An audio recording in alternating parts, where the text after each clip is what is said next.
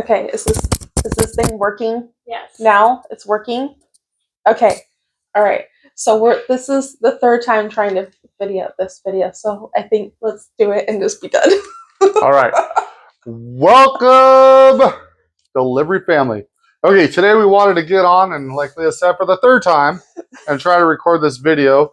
It has been a weird Tuesday. This is just an addition to our Weird Tuesday. Tuesday, April 8th, 2025 is one for the weird books for us.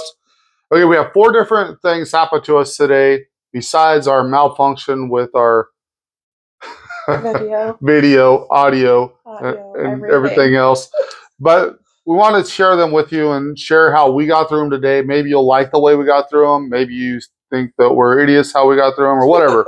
But we wanted to share how we got through them and to help you, especially the new people that are out there, learn how to navigate these systems. Okay, we started off the day by getting an Instacart shopper display case thing. Task. Yes. Okay, Leah, let's explain what that means. Okay, so Instacart has a new thing where instead of like shopping and delivering, you actually go into a store and they give you a specific display to look at. You take a picture of it, you confirm quantities of the product that are in it, and then you're done. That's it. It takes like 10-15 minutes. It's actually kind of fun. It's kind of a nice little mix-up. And I didn't mean that part was weird, but the next part was weird. Okay, so Leah accepts the order, and then we're getting through the order, going through the display, doing what we're supposed to do, and then what happens? Then another guy comes in and says, "Oh, I'm doing the same thing." And I had noticed when Instacart put out the orders, there were several of it. But I thought, oh, they're different displays. You would think there'd be different displays. You would think. But then this guy comes in and he's like, I think they put the same one out several times. I'm like, okay, well, whatever. You could just go with us and we'll give you the quantities and stuff too. And then I think when we were getting done, another one came in and started doing it too. So it was a little bit glitchy this morning on Instacart's part. Yeah, definitely a glitch in the matrix on. So that's how our day started off, and then followed right into a great Uber with a $7 delivery from a McDonald's, which was actually a good delivery. So it was 1.2 miles. So we go from this out of Publix over to McDonald's. We grab that. We're on our way, about to deliver this good little McDonald's order. And then we already have, Leah picked up a really good one at Publix again. Mm-hmm. And so we were going to drop this one off and head right to the Publix. But guess what? This is what happens now. Go ahead. Okay, so I pulled up in front of the address that was given in the app, and I see that I have a message from the customer saying something about the address. And so I wasn't quite understanding what they were trying to say, and so I said, is the address correct? And they're like, no. And they said, this is the correct address. Like they had put their home address instead of their work address or something like that. Well, the other address was like 7 miles away. So that's a 14-mile round trip for us. And so I messaged Uber support actually and said, hey, this is what's going on. What do I do?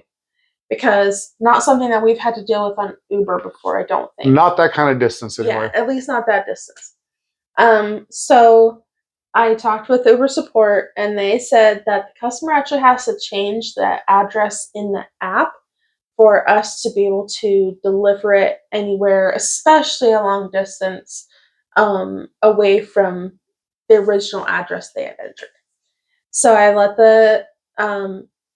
the customer know, and I delivered it to the original address because that's what Uber told me to do, and I hope that Uber took care of them because they wouldn't let me change it to, or not that we really wanted to go an extra 14 miles, but Uber wasn't going to let us do it anyways. Right, we weren't going to go an extra 14 miles because that would have cost us not just our time for doing the extra. Yeah, we had to negotiate outside of the platform, and you're not supposed to do that. Again, that's a violation. Mm-hmm. So the customer said, "Well, I could pay you extra." And I'm like, "Well, I'm not going to negotiate a $14 extra round trip or whatever. So it's just staying within the application. But Exactly. Yeah, that's what I was just gonna say. Is yeah, that if you're doing stuff with the customer and there's anything like, oh, I'll pay you this outside of the app, um, you need to stay within the app because that's the only way you're protected for anything.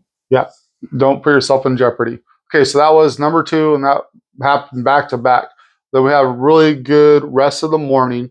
Then we get to lunchtime, and we pick up another Uber um, for another. It was a McDonald's order, but before we get to that McDonald's, they ding us for another quick add-on, like a $3.50 add-on Uber, Mm-hmm. and so that made the whole trip like 13, $14. So Yeah. that was pretty good add-on, but here comes another problem.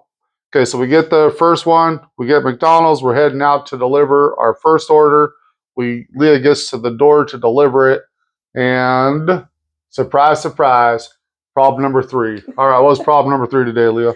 Okay, so a little bit before we got there, I had seen on the app where the customer had put a note that said you can just leave it at the door, even though the delivery type was meet the customer, which usually means you hand it directly to the customer. But they put a note on there that said deliver to the door, don't ring the doorbell, don't knock on the door, it's fine, I'll know you're here, you can just leave it. I'm like, okay, fine.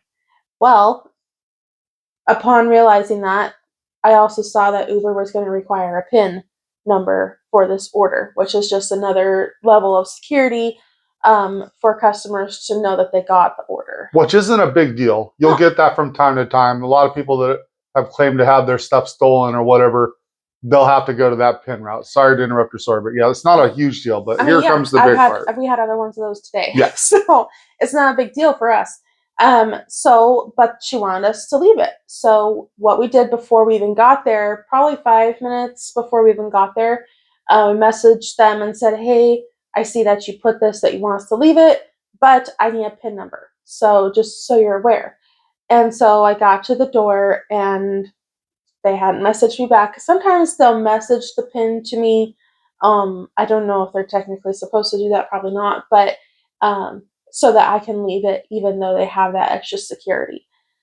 So I get to the door and I set it down and I hadn't received anything from the customer. And so I ring the doorbell. And I'm like, I hate ringing the doorbell when they specifically said don't do it. So then they are hollering through the door, what do you need? You know, well, just leave the food. And I'm like, I was hollering back through the door, I need a PIN number. And they open the door and they're like, what is that? I never had to do that before. I don't need that. What is that? I said, well, they usually give it to you on your confirmation from Uber. And she's like, oh, well, let me go see what I can see. And so she closes the door and goes and does whatever. Comes back and it's like, well, I don't. It's so frustrating that they had to make me do this. And I'm like, okay, but do you have the PIN number? And so she's like, oh, yeah, it's the last four of my phone number. And so I'm like, okay, what is that? Because I don't have your phone number. And so she finally gave me the 4 digits, which were fine, and it went through. And she's like, I don't understand what they already took my money. I don't need to give them all. I'm like, I don't know. I just do what they tell me to do. Right. So the moral of this story is sometimes the customer doesn't know what the heck's going on. Mm-hmm. Sometimes there's an extra layer of security that comes about for some reason or another. Yeah. We don't know why. We could make assumptions, but that's not good. It gets us in trouble. So be ready for weird things to happen when you're delivering stuff. Which brings us to our next weird thing, which was on Instacart. Now, it's not weird in and of itself that it happens because now it's happened to us 2 times where somebody has ordered something and then for some reason not been there, which in most cases is fine because it's just food. But this one was not fine because it's alcohol. Yes. Okay, so I want to talk just a second about the first part of this, though. On Instacart, you'll sometimes get a order where you leave one of the orders at the store and then you take the other order with you. And that was this instance where that happened for us. And Leah, you want to tell them about our great alcohol adventure today? Yes, so they had a bottle of wine in their order. It wasn't a very big order, it was only like 3 bags worth of stuff. But we get there and knock on the door, nobody answers. Try to call them, nobody answers. Um, Messaged them, nobody answers. Instacart has a policy that if you have alcohol, which, okay, not Instacart policy, but it's not legal to leave alcohol at the door. Um, but Instacart policy is that you wait for 10 minutes to give them a due opportunity to come to the door and claim their alcohol and give you ID, because you have to scan their ID in the Instacart system for you to be able to deliver it to them. Since I was not being able to get a hold of the customer for that whole 10 minutes, um, I had to take it back to the store. I left the rest of the order for them and only returned the alcohol. And that's easy in and of itself. After that, after that, you have to get a hold of customer service with Instacart in order to close out the order that you've had to uh, deal with at this point. But it took me a while to get a hold of them. When they're there, they're very helpful and they're very nice. It just takes a little bit to get used or to get a hold of them.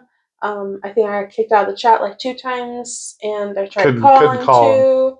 Yeah. And finally, I was staying on hold, calling, and I opened another chat, and I finally got a hold of somebody.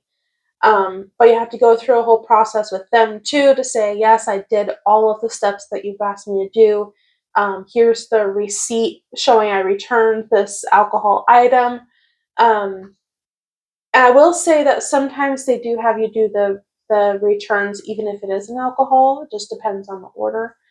But yeah, so it was a little wacky. It took us like 20-30 minutes to uh, recover from that and move on Yeah. to like I think our last order of the day. That's the big negative about it is when you have to do a return from something. So you drive out there and now you have to drive all the way back to the store. You got to return it, and then it takes forever on Instacart to get a hold of the chat help.